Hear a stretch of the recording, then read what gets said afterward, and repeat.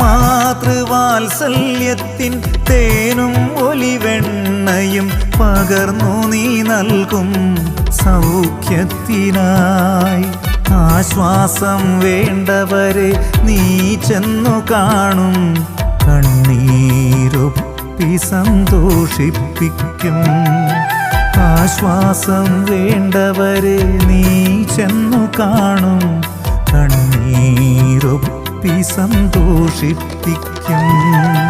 അമ്മേ വണങ്ങുന്നു നിന്നെ, നിൻ മക്കളാ